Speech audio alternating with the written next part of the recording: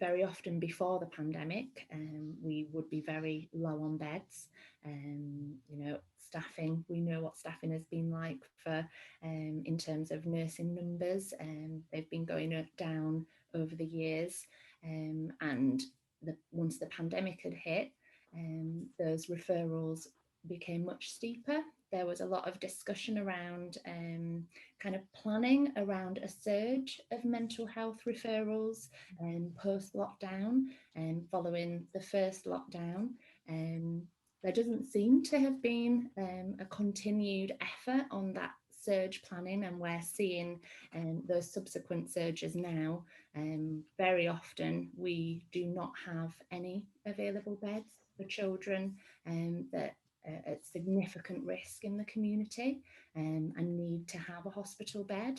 And we're having to make decisions maybe around young people being released back into the community earlier than maybe necessary, because we're having to weigh up the risks of those currently in the community waiting for a bed. I think moving forward, we need a significant boost of cash into services.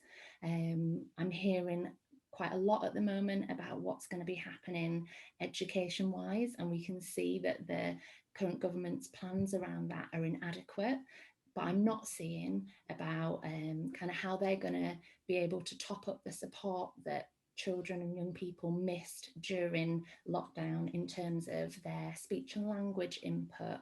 They might have plans in place that would have given them additional support with additional professionals that they've not had access to for months, for some young people for over a year. And we need to be thinking about how we actually ensure that any missed time for children with access to those services are also picked up as well. That's absolutely paramount. We need to think about how we're getting professionals into schools.